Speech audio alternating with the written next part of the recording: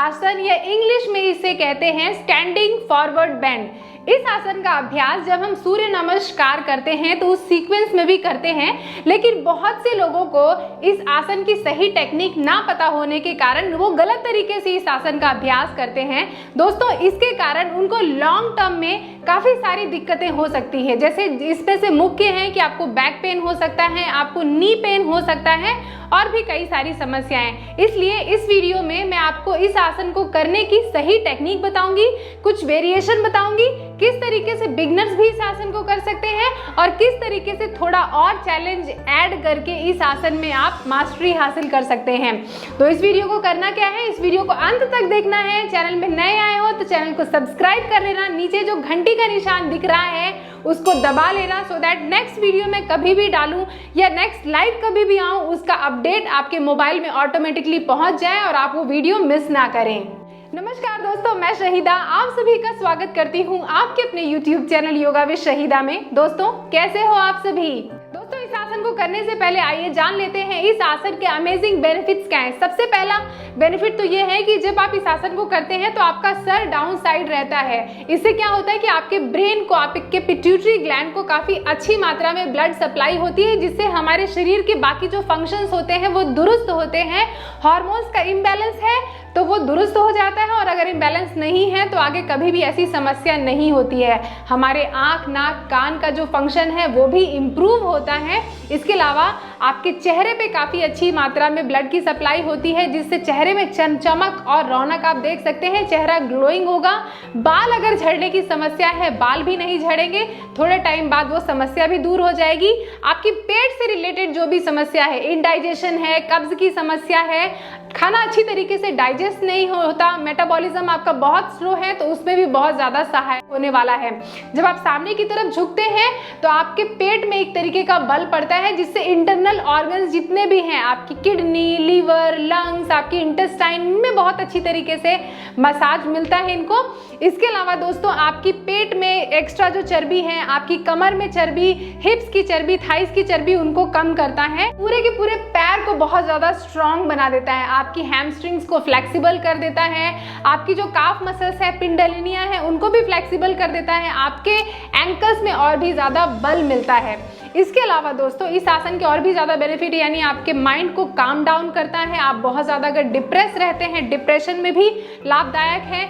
Sir में दर्द की समस्या है, माइग्रेन की समस्या है, उसमें भी लाभदायक है।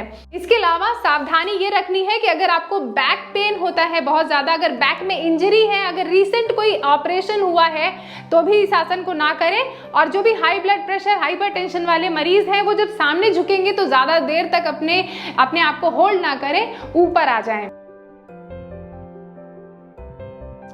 चलिए कर लेते हैं पादहस्त आसन का अभ्यास। सबसे पहले खड़े हो जाएं, गहरी लंबी सांस लें और सांस छोड़ें और अपनी बॉडी को रिलैक्स करें। पूरी बॉडी का भार दोनों पैरों में इक्वली डिवाइड करें और रिलैक्स हो जाएं। अब दोनों पैरों को एक साथ लेके आएं और जोड़ दें दोनों पैरों को।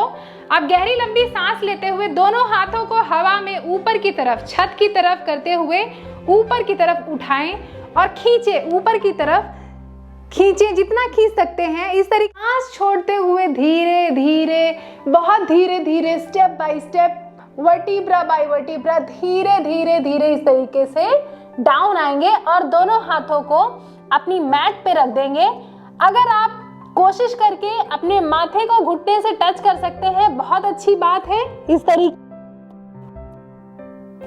और अगर नहीं कर सकते तो इस जगह पे रुक जाएं। सांसों को होल्ड किए रहिएगा और जब लगे कि सांस लेनी है तो धीरे धीरे धीरे करके उसी तरीके से जैसे गए थे वापस आ जाएंगे सांस लेते हुए, एंड रिलैक्स। तो इस तरीके से करेंगे पादहस्त आसन।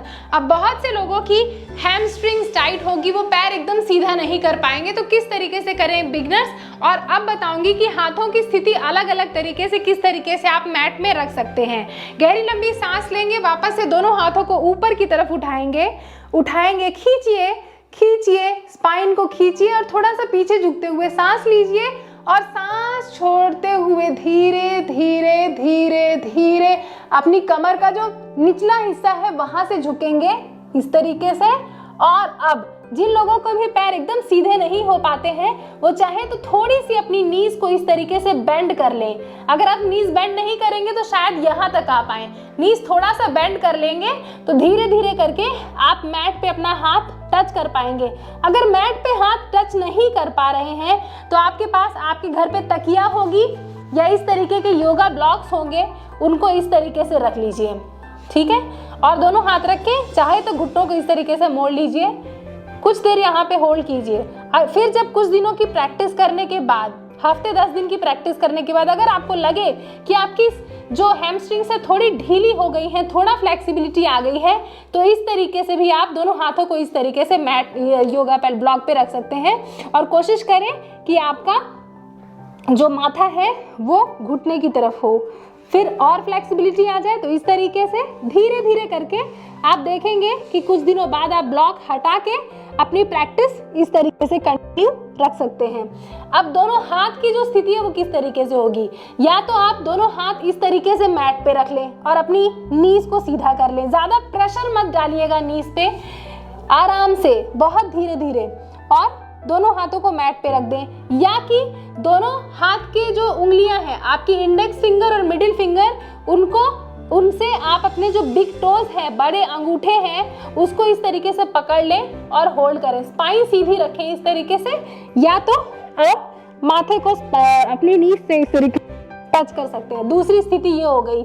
तीसरी स्थिति ये हो सकती है कि दोनों हाथ के पंजों को आप दोनों पैर के पंजों पे इस तरीके से टक कर सकते हैं।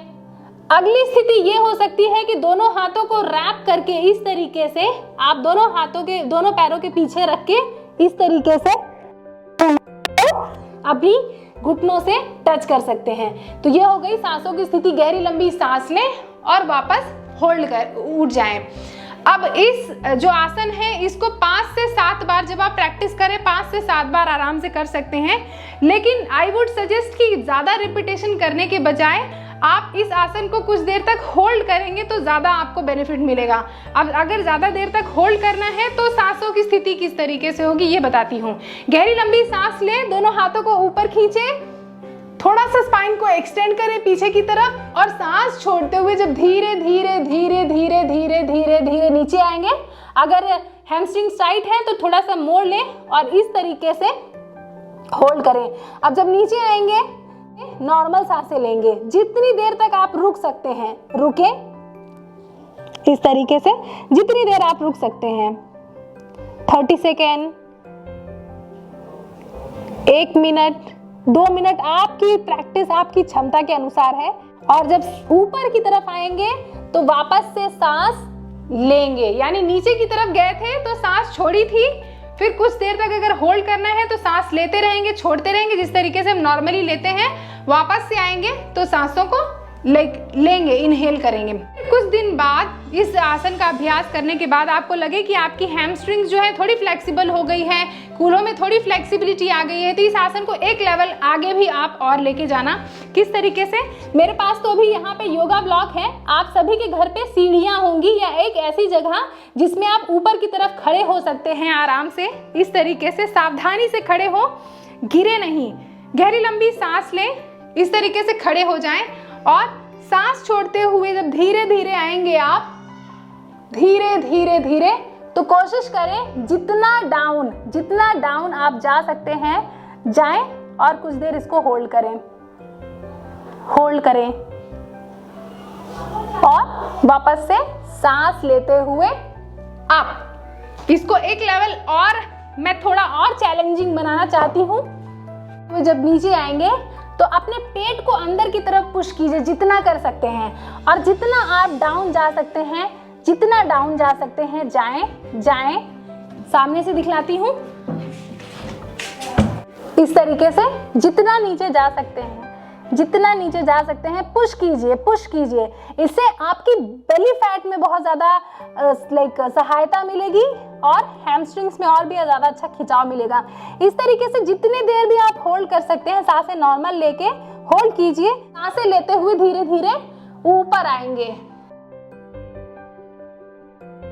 बात कर लेते हैं कॉमन मिस्टेक जो कि अमूमन लोग करते हैं, लोग क्या करते हैं कि अपनी स्पाइन को ऊपर की तरफ खींचते नहीं है, एक्सटेंड नहीं करते हैं और डायरेक्टली वो इस तरीके से झुकने की कोशिश करते हैं। इससे क्या होता है, हमारी जो लोअर बैक है उसमें एकदम से प्रेशर आता है और वहां पे लॉन्ग टर्म में, एकदम से तो आपको पता नहीं चलेगा, लॉन्ग टर्म में हो सकता है आपको बैक पेन हो। जब हमारी हैमस्ट्रिंग्स जो है बहुत टाइट होती है, घुटनों में उतना ज़्यादा हम प्रेशर दे देते हैं तो घुटनों में भी दर्द आता है। तो इस तरीके से आपको डायरेक्टली नहीं झुकना है, आपको ऊपर की तरफ स्पाइन खींच के धीरे धीरे धीरे धीरे इस तरीके से झुकना है। तो दोस्तों, सेफ प्रैक्टिस के लिए सही टेक्निक का जानना बहुत ज़रूरी है कि कब सांस लेना है, कब सांस छोड़ना है, हमारे शरीर की कैपेसिटी, कैपेबिलिटी क्या है, ये सारी चीज़ें जानना बहुत ज़रूरी है। और उस हिसाब से हम छोटे छोटे मॉडिफिकेशन करके, छोटे छोटे ट्रिक्स अप्लाई करके हम एक आसन को आसानी से कर सकते हैं और अपनी जर्नी को और भी आगे ले जा सकते हैं, अपनी यौगिक साधना को और भी आगे ले जा सकते हैं। इसी तरीके की और भी ट्यूटोरियल वीडियोस बहुत जल्दी इस चैनल पे अपलोड करूंगी। स्टे ट्यून्ड और तब तक आप सभी अपनी फिटनेस का ध्यान रखना, क्योंकि आप सभी को पता है फिट रहेगा इंडिया तभी तो आगे बढ़ेगा इंडिया। नमस्ते।